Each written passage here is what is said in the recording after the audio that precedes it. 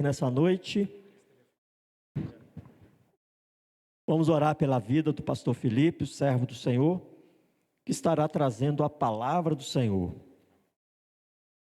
Eu gosto sempre de lembrar a igreja, quão importante é a igreja orar pelos pregadores, pelos ministérios, por toda a estrutura funcional da igreja. Porque quando nós oramos para Deus capacitar, no final das contas, quem é que é abençoado?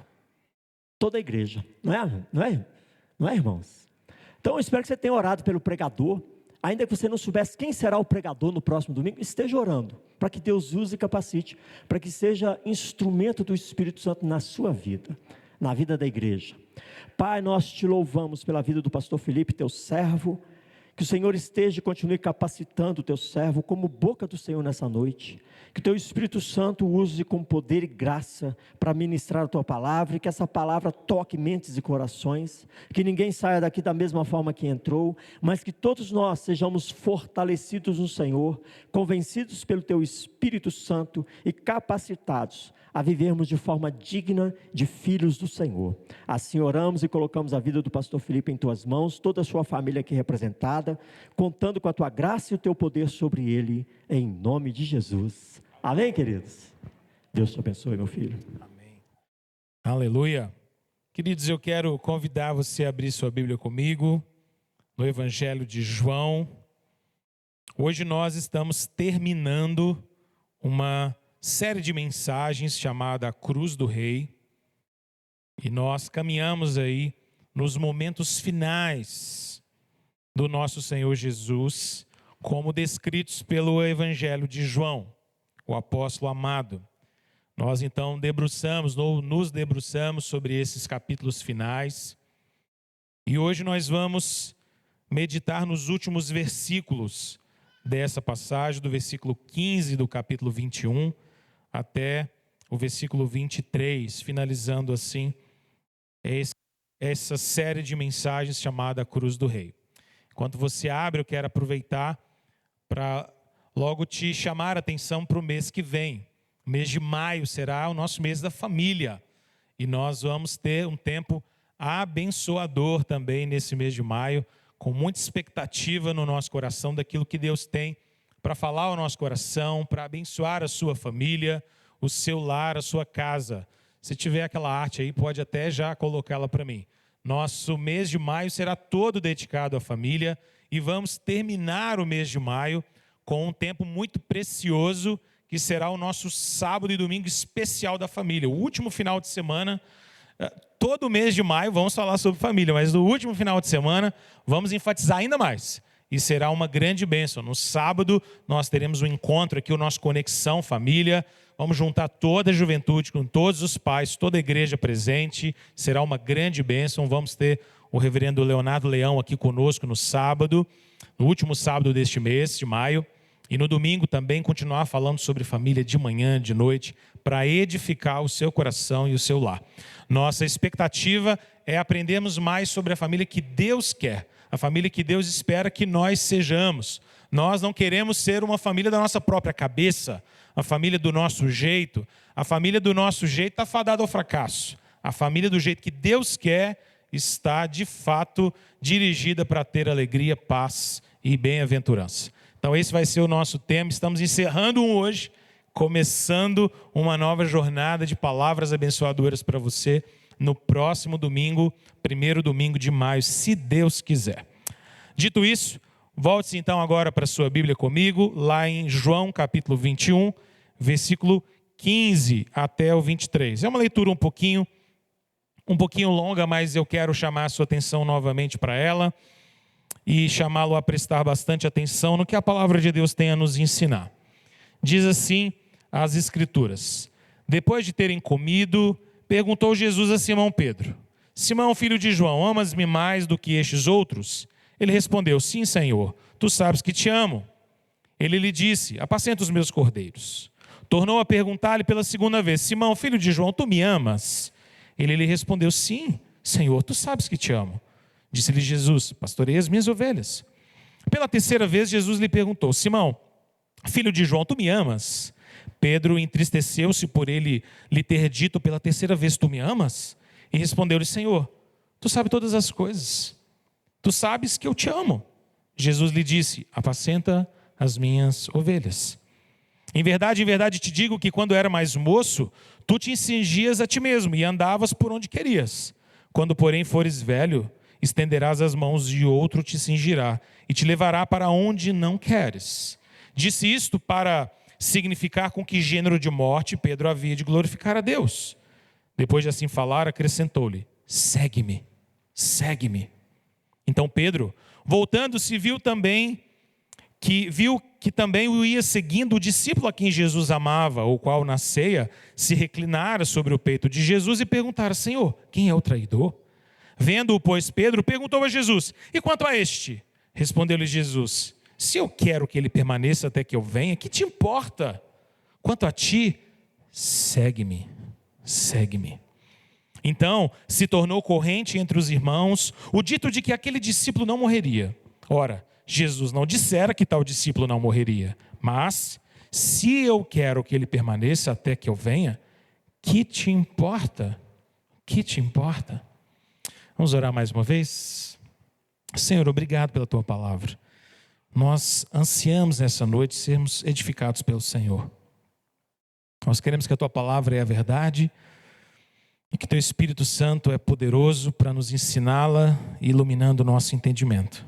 Deus, abre os nossos olhos nessa noite, para que à medida que passemos por esses versículos e pela palavra do Senhor, sejamos todos nós edificados, ensinados pela tua palavra e pelo teu Santo Espírito, em nome de Jesus. Amém. Se eu recebesse uma nota falsa, eu acho que eu não saberia identificar que ela é falsa. Você conseguiria? Você já recebeu uma nota falsa alguma vez na sua vida? Já? O Banco Central dá algumas dicas sobre como reconhecer notas falsas. Deixa eu te dar algumas dessas dicas. Por exemplo, o Banco Central diz que há um fio de segurança, uma linha que cruza as notas de 10, 20, 50 e 100 reais na vertical. E que se você colocar contra a luz, você consegue ver essa linha. O Banco Central diz também que existe um quebra-cabeça. Essa eu não fazia a menor ideia. Quebra-cabeça numa nota? Mas tem. Diz que tem um quebra-cabeça na frente da nota, que quando você coloca contra a luz, o número que é equivalente àquela nota aparece lá no meio desse retângulo. Então, se você quer descobrir se a nota é falsa ou não, acha o quebra-cabeça aí. Há também informação sobre alto relevo. Algumas partes da nota têm alto relevo, como, por exemplo, a legenda que diz República Federativa do Brasil nas laterais. Essa é outra dica importante. Número escondido é a outra dica. Tem um jeito que não é muito convencional de checar, mas diz que na lateral direita, se você colocar a nota na horizontal, a altura do olho vai surgir um valor. Diz que vai. Então, você confere aí. E além disso, diz que há um truque, que é o truque de mestre, que é você colocar a nota contra a luz fluorescente e aí então o número de série da nota vai ficar amarelo. Bom, essas são as dicas do Banco Central. Você já ganhou uma orientação de utilidade no início desse sermão aqui, utilidade pública na IPE, e agora talvez você já saiba lidar com notas falsas de uma maneira melhor. Mas eu no seu lugar estaria pensando o que é que notas falsas têm a ver com uma mensagem sobre João capítulo 21. Tem a ver com o fato de que, além de termos notas falsas rodando nos comércios e na vida econômica do nosso país e à torta direito, nós também temos outro tipo de falsidade rondando por aí. É a falsidade do discipulado. É muito comum nós percebermos que na nossa geração há muita gente dizendo-se discípulo de Jesus sem ser de verdade. É um discipulado falso. Um discipulado que parece verdadeiro, se assemelha ao verdadeiro. A cor é assim, talvez até bem próxima, mas que quando você checa em contraste com a luz, não a luz fluorescente, mas a luz da palavra, você descobre que assim como uma nota de 300 reais não existe, esse tipo de discípulo também não existe. O falso discipulado ele é muito perigoso para a vida da igreja. Porque o falso discipulado ele se baseia no fato de que nós poderíamos, por nossa conta própria, por nossa teologia, da nossa cabeça, por assim dizer, definimos o que de fato é ser discípulo de Jesus. E eu não sei você, mas a impressão que eu tenho é que isso se torna cada vez mais comum no nosso tempo. Nós temos hereges que são tomados hoje como grandes professores da palavra de Deus. Nós temos gurus nas mídias sociais que chamam para si a grande responsabilidade e a pseudo-autoridade de guiar o povo de Deus.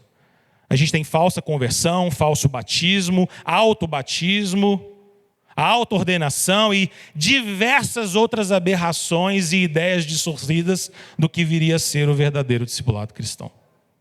Mas pense comigo, se o discipulado cristão consiste em sermos discípulos de Jesus, quem deveria ter a autoridade final para estabelecer as marcas do verdadeiro discipulado é o Senhor Jesus. Isso parece tão óbvio quanto a gente colocar uma nota diante da luz e ver todos esses detalhes aqui do Banco Central. Só esse tipo de discipulado pode ser verdadeiro. O texto que nós lemos hoje é um texto que fala sobre as últimas palavras, por assim dizer, do Senhor Jesus com os seus discípulos.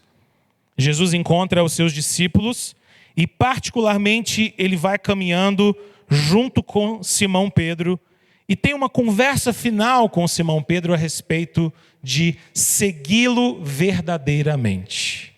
Vocês se lembram que Pedro é uma personagem importante nos evangelhos, porque entre aqueles 12 discípulos, Pedro ocupava de fato um lugar de proeminência, de liderança. Nós não admitimos como, por exemplo, a tradição católica romana defende de que Pedro talvez fosse uma continuidade, um vigário de Cristo, um representante de Cristo final, mas de fato ele era líder desse colegiado apostólico. Jesus trata com ele em particular aqui. João aparece nessa história também, seguindo de perto. E o que Jesus ensina nessas palavras finais, em especial do versículo 15 até o versículo 23, apontam para nós marcas do verdadeiro discipulado. Jesus como que dando as últimas orientações, últimas exortações, últimas puxadas de orelha, aponta para marcas que Pedro deveria ter, João que estava ali perto deveria ter e todos nós devemos ter. Porque se há verdadeiro discipulado, então também há marcas de um verdadeiro discipulado. Se o Banco Central pode nos dar 6, 7, 8, 10, quantas marcas forem necessárias para a gente identificar verdadeiras notas, nós também temos na palavra de Deus marcas dadas pelo Senhor Jesus para a gente identificar o verdadeiro discipulado. Essa noite eu queria te mostrar um pouco sobre essas notas, sobre essas marcas, perdão. Jesus fala aqui pelo menos de 4 delas, que precisam distinguir todos aqueles que servem ao Senhor Jesus, que devem marcar todos nós se de fato nós somos discípulos do Senhor Jesus. A primeira marca aparece aqui dos versículos 15 até o versículo de número 17. Eu quero chamar a sua atenção de novo para esse texto. Você se lembra que Pedro havia traído o Senhor Jesus. Ele fez isso negando por 3 vezes. E Pedro agora carregava sobre si profundo pesar e culpa, um sentimento de ter abandonado o Mestre, traído o Senhor Jesus num momento tão crucial, tão doloroso. E lembre-se, Pedro já havia dito claramente para Jesus, se todos te abandonarem, eu não vou abandonar. Eu não vou deixar o Senhor ser levado para a cruz. Pedro era convicto como seguidor de Jesus. Mas quando confrontado, ele acabou negando o Mestre. A gente se lembra também que quando Jesus aparece aos discípulos aqui no capítulo 21, nós encontramos meio que Pedro desistindo, jogando o bastão do apostolado, voltando a pescar. Jesus restaura Pedro nessa passagem. Nós já tivemos uma mensagem, não tem muito tempo aqui na igreja, sobre como Jesus restaura Pedro aqui. Mas o que eu quero chamar a sua atenção hoje não é exatamente para o ponto da restauração, mas é para a exigência que Jesus faz para esse discípulo. A primeira marca que Jesus apresenta aqui nos versículos 15, 16 e 17 é de que um verdadeiro discípulo de Jesus é marcado ou caracterizado ou carimbado por ter um amor verdadeiro pelo seu Senhor. Não existe verdadeiro discipulado se nós não amarmos Jesus de verdade. Não há como ser chamado de discípulo do Senhor Jesus, de seguidor do Senhor Jesus, se não existir no nosso coração um profundo amor. A própria palavra de Deus, por intermédio da boca do Senhor Jesus, já nos ensina isso. Verdadeiros discípulos amam ao Senhor. É impressionante como Pedro entendeu isso mais tarde. Abra sua Bíblia comigo, por exemplo, lá em 1 Pedro, capítulo de número 1, versículos 6 e 9. eu queria te levar a olhar um pouco para o que Pedro vai escrever muito tempo depois desse encontro com o Senhor Jesus. 1 Pedro, capítulo de número 1, versículo 6, nós encontramos Pedro dizendo o seguinte, 1 Pedro 1, 6. Ele diz, nisso exultais, embora no presente por breve tempo, se necessário, sejais contristados por várias provações, para que, uma vez confirmado o valor da vossa fé, muito mais preciosa do que ouro perecível, mesmo apurado por fogo, redunde em louvor, glória e honra na revelação de Jesus Cristo. Agora preste atenção no versículo de número 8. Olha o que Pedro mais tarde vai dizer. A quem, Jesus, não havendo visto, a mais,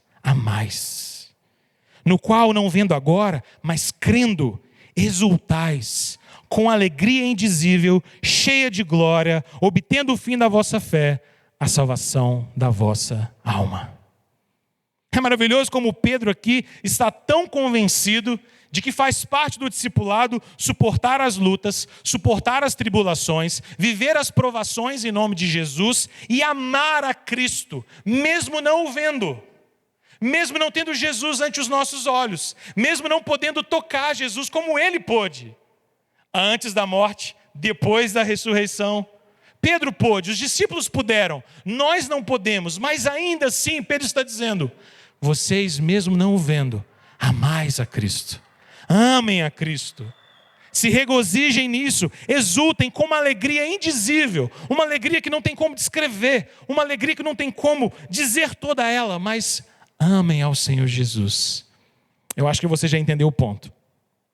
A primeira marca que caracteriza verdadeiros discípulos do Senhor Jesus é amor. Amar a Deus. A ideia de nós amarmos a Deus sobre todas as coisas é uma ideia que perpassa todas as Escrituras. Nós já encontramos desde o Antigo Testamento a ideia de amar ao Senhor sobre todas as coisas. Amar ao único Deus. O Senhor Jesus diz aos seus discípulos, aquele que tem os meus mandamentos e os guarda, esse é o que me ama. Amar, ser discípulo é amar o Senhor. Agora, todas as vezes que a gente fala sobre amar a Deus, a gente precisa de alguma maneira ajustar o nosso conceito de amor. Porque o nosso conceito de amor, por causa do ambiente cultural que nós vivemos, ele é muito distorcido. O conceito de amor é sempre uma coisa distorcida, complexa e bagunçada. Eu não sei se você já teve essa percepção, mas quase tudo que a nossa cultura chama de amor, na verdade é uma paixão translocada. É sempre alguém muito apaixonado, tomado por sentimentos amorosos e que sempre foge daquilo que é sólido. Hoje mais cedo eu conversava com a Thalita, que mesmo as nossas músicas mais sofisticadas e mesmo o pop mais bonito acaba cantando só sobre amores frustrados. O nosso breganejo é expert em cantar sobre amores frustrados. A música popular sempre exalta amores perdidos, amores quebrados, amores sofridos, paixões incompletas, paixões não realizadas, alguém que se feriu, alguém que feriu alguém, todo mundo ferido, todo mundo se amando, todo mundo perdido, um cachorro no meio, tem sempre coisas assim. Mas não é disso que Jesus está falando. Não é disso que Jesus está falando. Tem sempre um cachorro, não tem? Tem sempre um cachorrinho. Eles são amáveis mesmo, não é verdade? O amor que Jesus está falando é um amor que se manifesta em obediência. E talvez esse seja o ponto maior. O que falta à nossa cultura, afastada de Deus e da palavra de Deus, é o conceito ou o fundamento de que o verdadeiro amor envolve serviço. O verdadeiro amor envolve sacrifício. O verdadeiro amor não é egocêntrico, não é autocentrado, não é ensimesmado. O verdadeiro amor não é eu quero, eu sinto, eu faço, me toca, não me toca, me agrada, não me agrada. O verdadeiro amor é sacrifício, ele é entrega, ele é obediência, ele é submissão. Não é à toa Jesus dizer, aquele que tem os meus mandamentos e os guarda, este é o que me ama. Não adianta dizer que ama ao Senhor Jesus e não obedeça ao Senhor Jesus. A conversa toda com Pedro baseia-se nisso. Pedro, você me ama? Amo o Senhor. O Senhor conhece meu coração? Então apacenta minhas ovelhas. Pedro, você me ama mesmo? Amo o Senhor. Então cuida das minhas ovelhas. Pedro, você me ama mesmo, Senhor? Tu sabe todas as coisas e sabe que eu te amo. Então cuida das minhas ovelhas. Cuida das minhas ovelhas. Porque a verdadeira expressão do amor é a obediência. Se nós não obedecemos a Deus, onde está o nosso amor? Onde está o nosso amor se nós não o servimos? Se nós não submetemos nosso coração diante dele? Se a palavra dele não é autoridade sobre nós? Talvez um dos grandes conflitos do nosso mundo, e eu vou falar mais sobre isso nessa mensagem, é que nós aceitamos a ideia de que é possível dizer que amo Jesus, mas eu amo Jesus que eu quero amar, e não o Jesus real que existe. Tem um Jesus real, o Jesus bíblico, o Jesus revelado, o Jesus todo-poderoso, o Jesus Senhor de toda glória. Esse Jesus eu não amo, eu amo o Jesus que eu criei. O Jesus segundo o meu coração, o Jesus que me apetece mais, o Jesus filtrado, o Jesus soft, é um Jesus light, é um Jesus com menos problemas para lidar com o meu coração. Esse Jesus me cai bem. Não é disso que a palavra de Deus está dizendo. O verdadeiro amor é visto na nossa obediência ao Senhor. O verdadeiro amor é visto na nossa devoção ao Senhor. O verdadeiro amor é contemplado e percebido na nossa adoração ao Senhor. Pedro está ali, caminhando lado a lado do Senhor ressurreto. Jesus vencedor sobre a morte. O Senhor que venceu toda a morte, toda a fraqueza, está ao seu lado, restaurando a Pedro, moldando o seu coração e perguntando a ele profundamente: você me ama? Se existe uma marca que deveria caracterizar verdadeiros discípulos, é o amor. O amor entregue, o amor sacrificial, o amor obediente. Mas há uma segunda marca aqui. Se o amor a Cristo, ou o amor por Cristo é a primeira marca, é a primeira característica de verdadeiros servos de Deus, a segunda marca tem a ver com uma entrega total. Uma entrega tão integral e tão completa que nos torna suscetíveis e entregues a enfrentar até mesmo os mais duros sofrimentos por Cristo. Uma entrega total. Essa é a segunda marca. Deixa-me te mostrar isso nos versículos 18 e 19. Olha como é que a conversa de Jesus com Pedro agora muda de tom. Até o versículo 17 era sobre: Pedro, você me ama, então apacenta as minhas ovelhas. Agora no versículo 18, Jesus usa aquela expressão que ele frequentemente usou no seu ministério. Ele começa dizendo: em verdade te digo. Todas as vezes que Jesus usa esse tipo de expressão na Bíblia, é como se Jesus estivesse dizendo o seguinte: olha, o que eu vou falar a seguir é certo. Você pode ter certeza, vai acontecer exatamente desse jeito. E Jesus está dizendo: em verdade te digo. E então Jesus dá uma profecia a Pedro. Jesus revela algo sobre o futuro de Pedro, sobre sua vida, mais especificamente sobre o seu martírio, sobre a sua morte. Ele diz: olha, quando você era mais moço, você cingia-se a si mesmo, você se vestia, você andava por onde você queria. Sua vida era assim. Você fazia o que você queria. Mas, quando você for mais velho, você vai estender as suas mãos. Uma outra pessoa vai te cingir e te levará para onde você não quer. Vai te levar para onde você não quer. Os estudiosos debatem sobre o que exatamente Jesus queria dizer com essa expressão: estenderá suas mãos e outro te cingirá e te levará para um lugar que não queres. E se há algum consenso, esse consenso está no fato de que o que Jesus está dizendo aqui é como Pedro iria morrer. E muito possivelmente a ideia é de que Pedro enfrentaria, assim como o Senhor Jesus, a crucificação. Alguém vai estender as suas mãos e vai te cingir e te levar para um lugar onde você não quer. O versículo 19 parece confirmar exatamente esse ponto. Porque o versículo 19 disse isso, ou Jesus disse isso, para significar com que gênero de morte Pedro haveria de glorificar a Deus. Agora pense comigo. Jesus se coloca do lado de Pedro, Jesus ressurreto, todo-poderoso, deixando suas últimas palavras, ensinamentos antes de subir aos céus. Então Jesus começa uma conversa sobre se Pedro ama ou não a ele, e um chamado para pastorear as ovelhas. E agora Jesus muda o tom e começa a falar a Pedro sobre como ele vai morrer. Não sei você, mas assim, por mais que a gente goste de adivinhar como as coisas serão amanhã ou daqui a um ano, eu não sei se é vamos dizer assim, profundamente confortável nós sabemos como nós vamos morrer.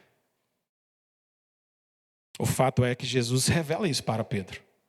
E com isso, Jesus está revelando para Pedro algo muito importante.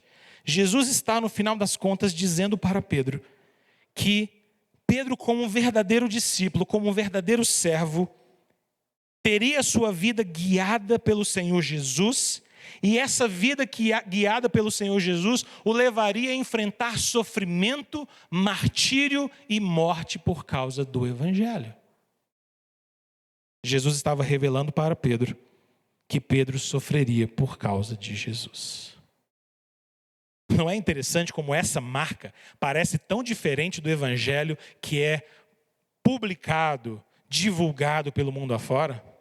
Parece que o evangelho que a gente vê nas mídias sociais e redes sociais, o evangelho dos famosos, o evangelho dos poderosos, é sempre o evangelho do sucesso, do prestígio. Mas quando a gente vê Jesus chamando alguns homens como Pedro, Jesus os chama para o sofrimento. Jesus os chama para uma entrega total. Eu quero te mostrar de novo como é que Pedro mais tarde entendeu muito bem isso. Volta lá em 1 Pedro comigo, de novo. Porque a gente percebe nitidamente como Pedro enxergou isso que Jesus estava dizendo. E mais tarde, quando ele escreve sua epístola, ele coloca isso em palavras muito claras. Olha o que Pedro diz em 1 Pedro 4:12 em diante.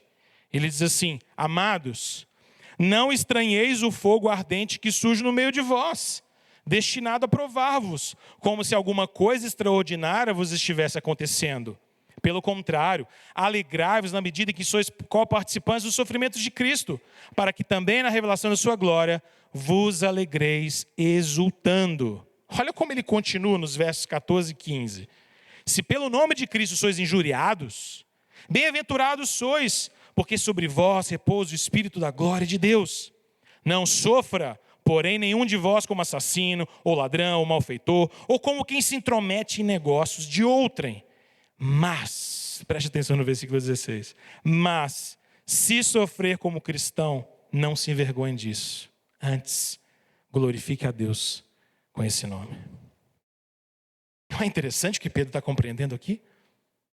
Pedro havia entendido muito claramente, através da revelação do Senhor Jesus, de que sofrimentos, certo fogo ardente no meio do povo de Deus é esperado. As palavras de Pedro no versículo 12 revelam exatamente isso. Não achem estranho que algum tipo de sofrimento apareça no meio de vocês, como se isso fosse uma coisa extraordinária, que só vai acontecer de vez em quando. Não, não estranhem não. Se vocês são discípulos de verdade, se vocês são crentes no Senhor Jesus, se vocês amam o Senhor Jesus de todo o coração, saibam que certo nível de sofrimento é esperado na vida de verdadeiros discípulos. Não estranhem isso. Pedro chega até a adverti-los de um sofrimento outro. Ele diz no versículo 15 e 16, olha, ninguém deveria sofrer por fazer coisa errada. Ninguém deveria sofrer por fazer coisa errada, porque às vezes nós sofremos por fazer coisas erradas. Por entrar em conversas, intrometer em conversas ou negócios de outras pessoas, ou por fazer coisas inadequadas. Pedro está dizendo, olha, não sofra ninguém por causa disso. Mas sofrer pelo nome de Jesus, não estranhe. Não estranhe. Porque certo nível de sofrimento é esperado para aqueles que seguem ao Senhor Jesus. Irmãos, parece bastante óbvio. Se nós amamos ao Senhor Jesus, e se nós somos amigos de Deus, consequentemente, nós nos tornamos inimigos do mundo. Parece óbvio. Amizade com Deus, inimizade com o mundo. Quando a Bíblia fala sobre inimizade com o mundo, não quer dizer que quando a gente sair aqui da porta, todo mundo que não for crente vai olhar para nós e falar, eu odeio você. Não é isso que a Bíblia está dizendo. Mas a Bíblia está dizendo que se nós, de fato, cultivamos as verdadeiras marcas de discípulos de Jesus, se nós manifestamos santidade, lealdade ao Senhor Jesus em casa, no trabalho, na esfera social, nos ambientes públicos, se nós não nos envergonhamos do Evangelho, se nós falamos de Jesus a quem quer que seja, se nós não escondemos o cristianismo debaixo das nossas camas, se nós trazemos de fato as marcas de Cristo para a esfera pública, o mundo, em alguma instância, em alguma medida, vai rejeitar isso, vai odiar isso, vai questionar isso. Só crentes que não revelam absolutamente nada do que creem podem passar despercebidos. É um crente que não afeta ninguém. É um crente tranquilo, dócil. Eu conto uma história, e é um testemunho meu, de quando eu tinha mais ou menos uns 15 anos, 14 anos. E eu já era crente. Pelo menos parecia crente. E aí eu estava chegando com um grupo de amigos que não eram crentes e que tinham certeza que eu não era crente. E eu cheguei nesse grupo e uma pessoa me reconheceu. Disse, olha, o Felipe é crente. E aí logo um amigo meu correu a meu favor e a minha proteção dizendo, calma lá, o Felipe é crente, mas ele é um crente gente boa. Com essa ideia, basicamente esse amigo queria dizer, fique tranquilo, ele é inofensivo. O cristianismo dele não faz mal a ninguém. Podem fazer o que vocês quiserem, ele jamais vai confrontar vocês. Pregar o evangelho? Não, isso não é coisa que ele faz, ele é gente boa. Ele nem irrita a gente falando de Jesus. Irmão, você não faz ideia de o quanto isso impactou o meu coração de um adolescente que havia sido criado na igreja, mas estava com seu coração afastado do Senhor. Isso me marcou profundamente. Isso já deve ter mais de 20 anos, eu não consigo me esquecer disso. Porque daquele dia em diante eu ouvi essa voz martelando no meu coração. Ele é crente, mas ele é gente boa. Senhor, eu não quero ser um crente gente boa. Eu quero ser um crente crente. Eu não quero ser inofensivo. Eu quero incomodar então. Eu não quero ser silencioso. Eu quero falar. Eu não quero parecer adequado para ambientes que rejeitam o meu Senhor. Eu quero parecer inadequado. Eu não quero parecer aceitável em ambientes. Eu quero parecer quadrado. Eu não quero me parecer como alguém contemporâneo e descolado. Eu quero ser alguém retrógrado então. Preso à palavra. Fundamentalista, se quiserem usar esse nome preferido da nossa cultura hoje. Que usem. Se isso significar fidelidade à palavra de Deus, que seja, porque certo nível de sofrimento acompanhará aqueles que amam ao Senhor Jesus. O apóstolo Paulo já nos disse, todos quanto querem viver piedosamente em Cristo Jesus, irão sofrer. Todos. Irmãos, a amizade com Deus nos faz inimigos do mundo. Nós deveríamos estranhar o sofrimento que vem sobre nós por causa do pecado, mas não por causa da justiça. Se a primeira marca de um verdadeiro discípulo é o amor a Deus, a segunda é uma entrega total, que nos dispõe até mesmo sofrer pelo nome de Cristo. Agora eu quero te falar sobre a terceira marca. Eu quero chamar a sua atenção agora para os versículos 19, na parte B, mais especificamente do 19 até o versículo 22. Depois que Jesus diz isso, o texto diz assim para nós, versículo 19. Depois de assim falar, acrescentou-lhe, segue-me.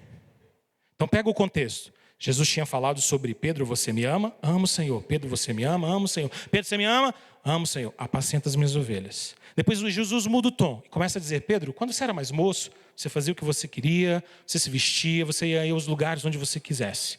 Mas quando você for velho, você será crucificado. Essa será a sua morte. Agora Jesus diz para Pedro, Pedro, diante de tudo isso que você ouviu, segue-me. É assim que a gente termina o versículo de número 19. Segue-me. Eu preciso que você se lembre que essa expressão, segue-me, ela não aparece a primeira vez aqui, é? Não. Você se lembra que quando Jesus chamava os seus discípulos, chamou os 12 discípulos, chamou-os para serem apóstolos, Jesus usou essa expressão, segue-me, segue-me. A ideia de seguir Jesus é a própria expressão do discipulado. Ser discípulo é seguir Jesus. Ele é o mestre, ele é o Senhor, ele é o caminho. Nós devemos segui-lo. Mas o mais interessante aqui é como a conversa continua. Volta lá para o versículo 20 para você se lembrar. Pedro, então, ouvindo tudo isso, imagina Pedro ouvindo essa série de palavras de Jesus e o coração de Pedro ali bem conflitado. Jesus diz para ele, segue-me, Pedro. E o texto diz que quando Pedro ouve tudo isso, ele se volta e vê que tem mais um discípulo seguindo Jesus. Ele não estava sozinho, Jesus estava andando, Pedro estava junto com ele. Ele olha para o lado e fala, Joãozinho está aí. João está aqui.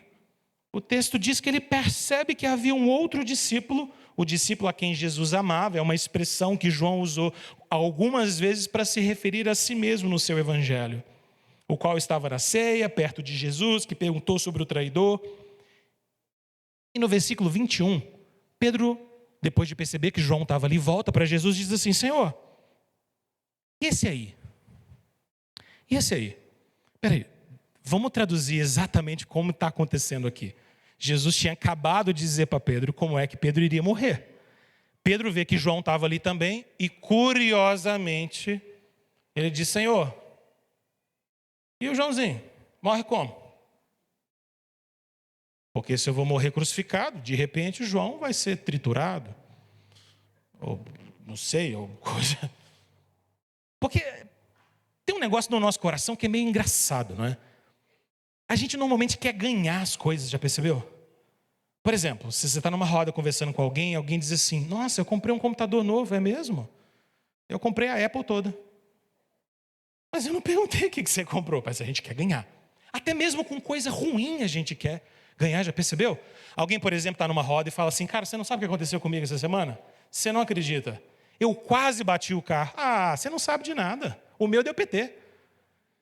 Parece que é um desejo no nosso coração, gerado pelo pecado, obviamente, de ganhar, mesmo que seja nas coisas ruins. Pedro perde o foco aqui. Esse é o ponto. Pedro perde o foco. Ele olha, vê que João está ali. E ele pergunta, Senhor, e o João? E o João? Olha a resposta de Jesus. Eu amo as respostas de Jesus. Jesus olha para Pedro e diz, se eu quero que ele permaneça até que eu venha, o que te importa? Direto, hein? Quanto a ti, segue-me. Ponto final. Quanto a ti, segue-me. Jesus repete o que tinha dito lá atrás, lembra? Olha, quando você for velho, você vai estender a mão e outra pessoa vai te cingir, vão te levar para um lugar onde você não quer, segue-me.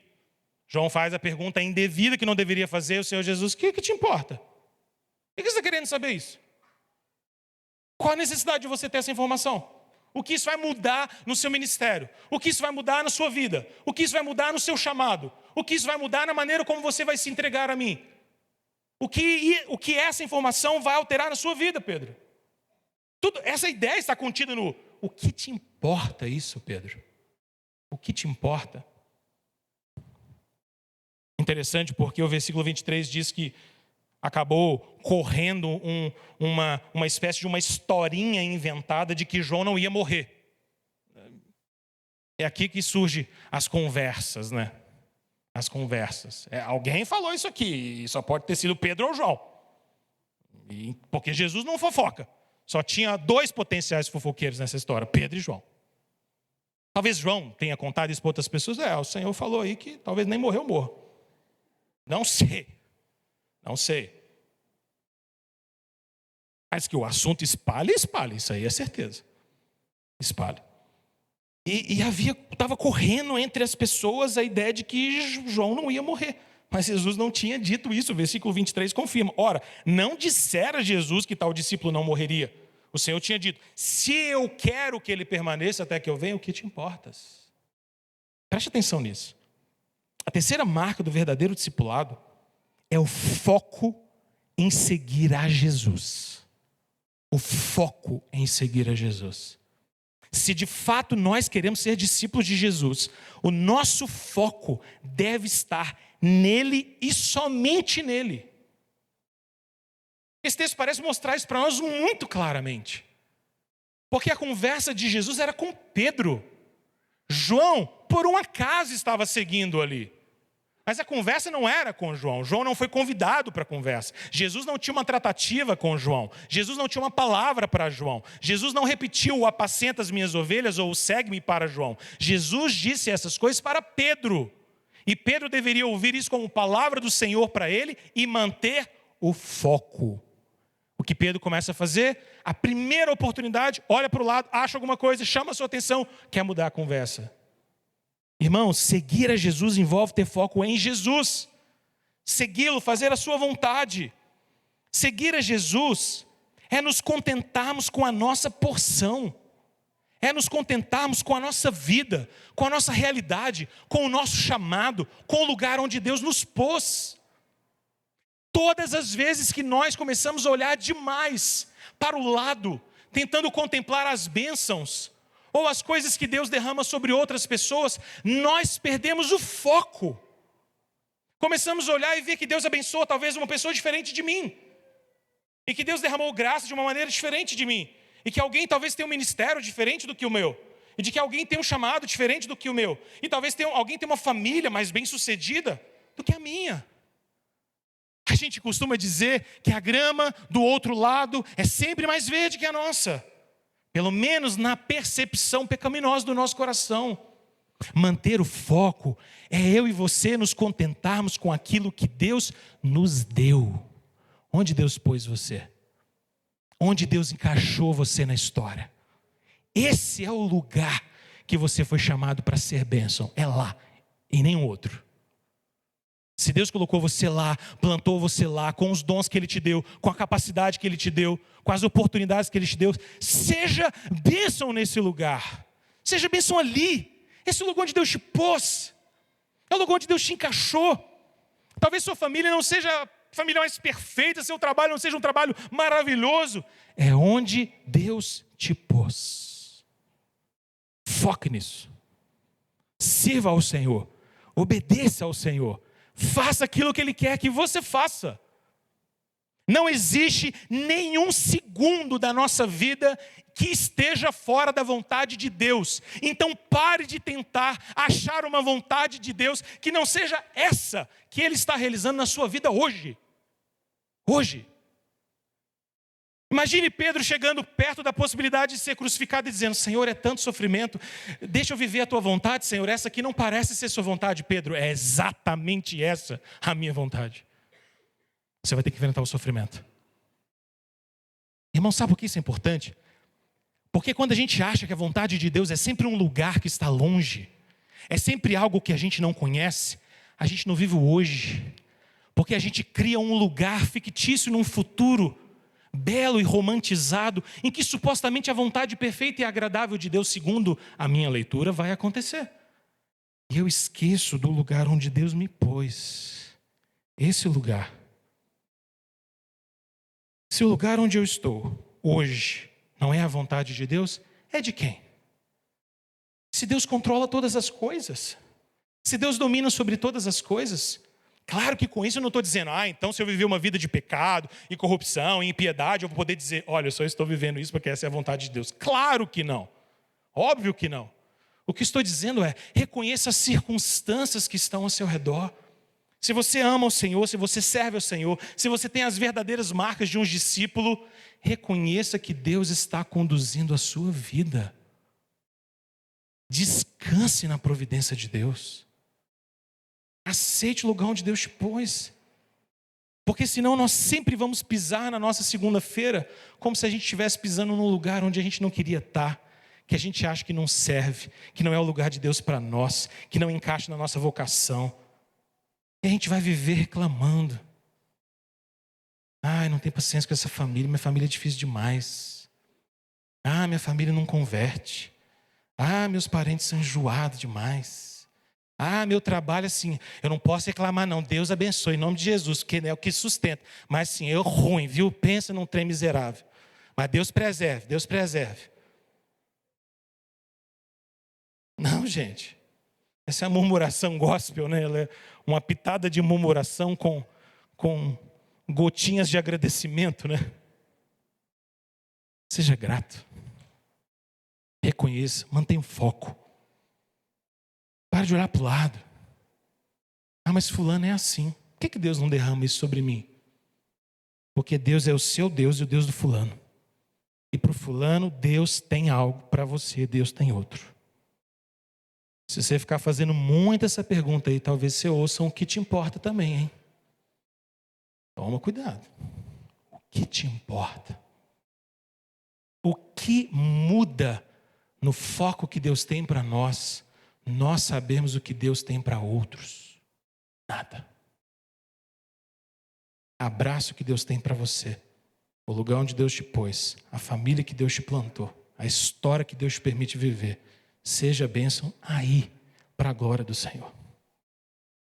Última marca, são 4.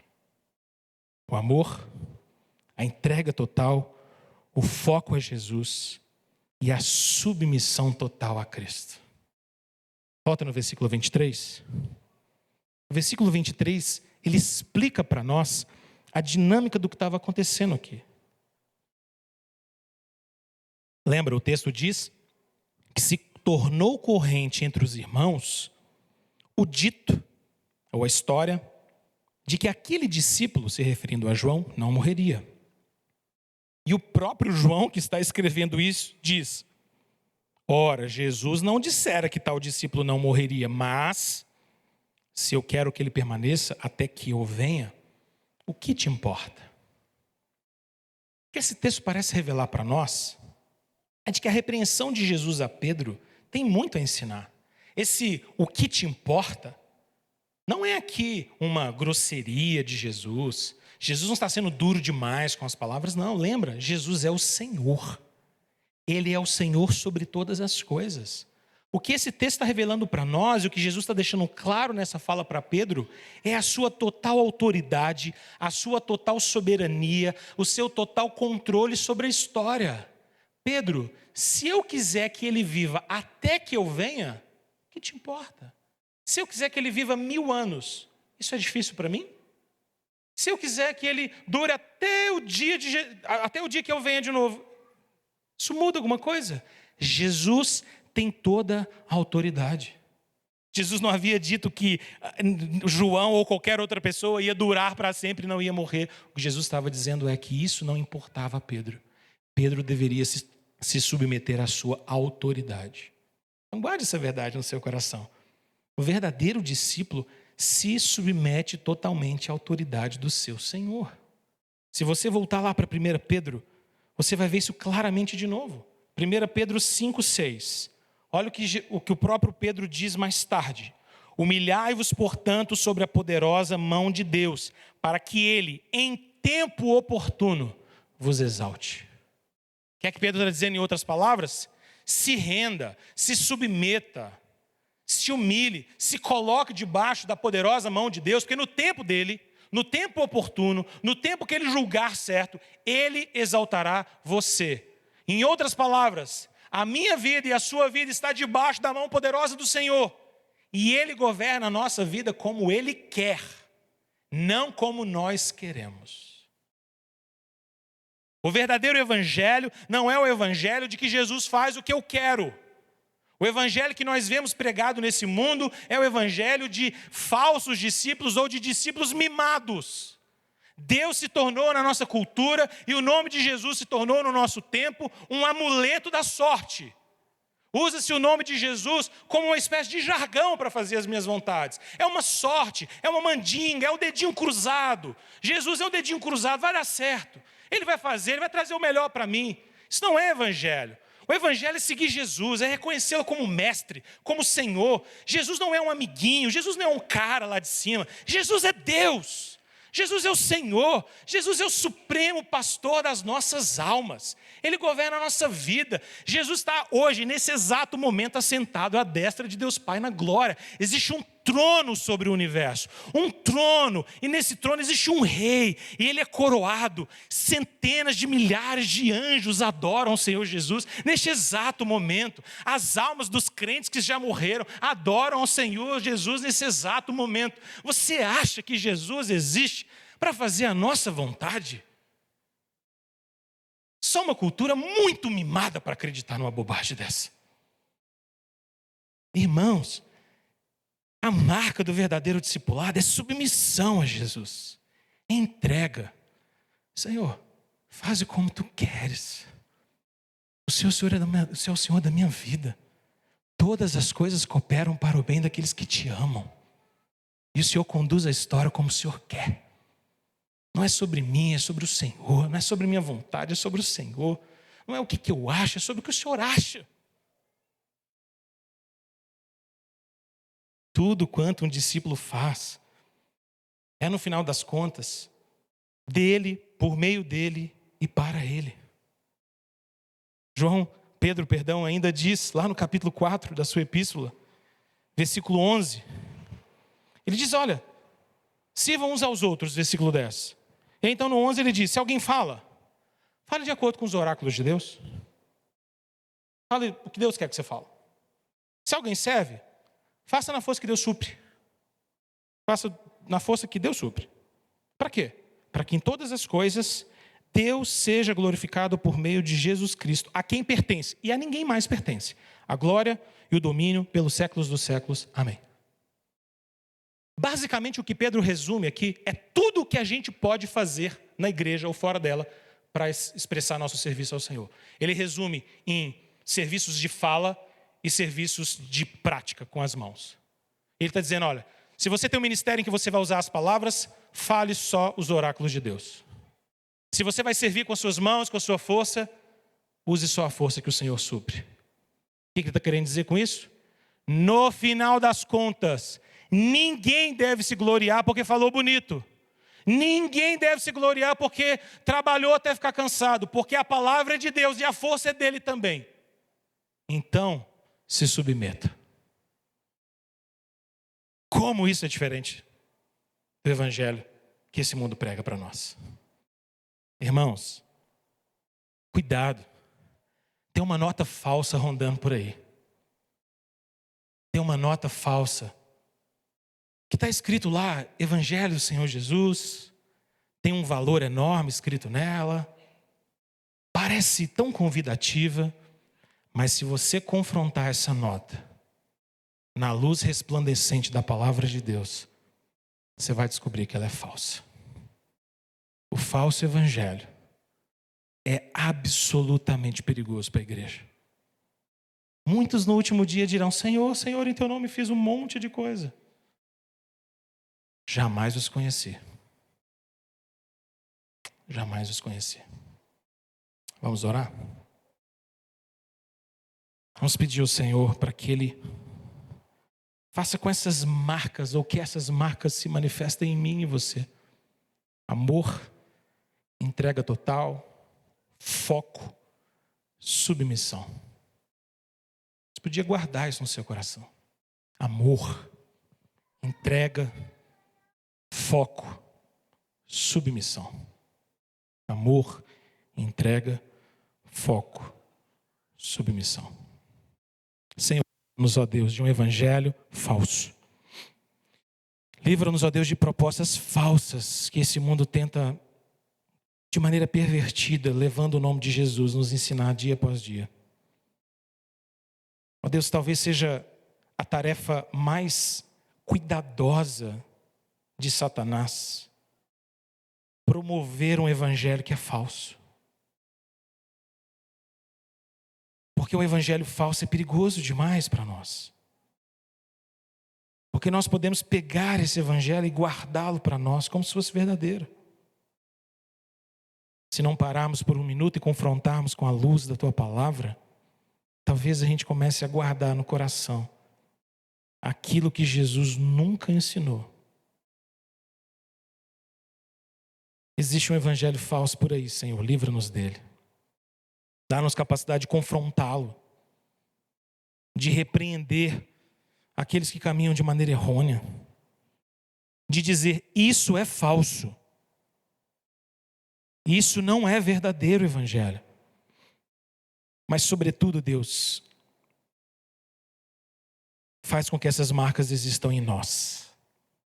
Nós queremos te amar, mesmo não te vendo, e nos alegrarmos no Senhor com uma alegria que não pode ser descrita. Nós queremos que esse amor seja obediente ao Deus e temente ao Senhor.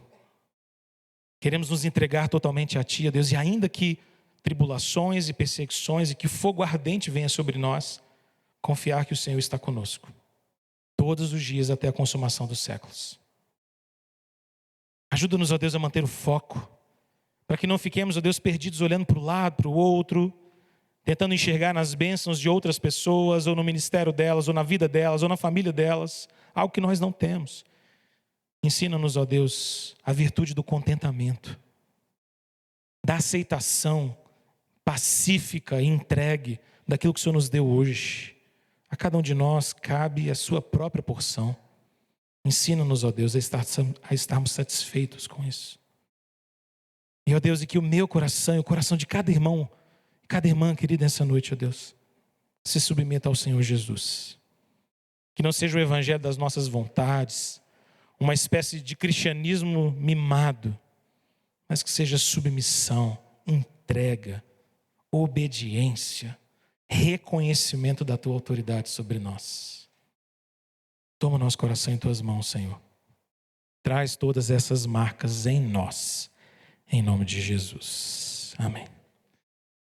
Vamos ficar em pé um pouquinho, vamos cantar ao Senhor uma última canção de adoração ao nosso Deus, celebrar o nome do Rei Jesus, adorá-lo com tudo que nós somos. Que o Senhor possa nos abençoar nessa noite, nessa semana. Nós estamos diante de mais um mês que se inicia diante de nós.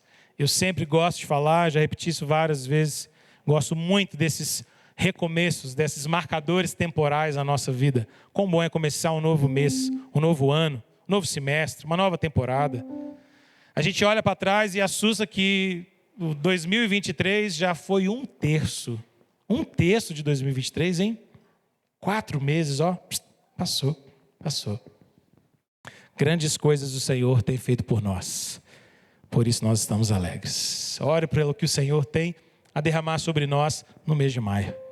Mês da família, mês de bênçãos do Senhor sobre nós. Mês de rogarmos ainda mais, não só em maio, mas ainda mais em maio. Senhor, cuida da minha casa, cuida do meu lar. Que o Senhor te abençoe e te guarde nesse mês que se inicia. Vamos adorar o Senhor, clamar a bênção dele sobre nós.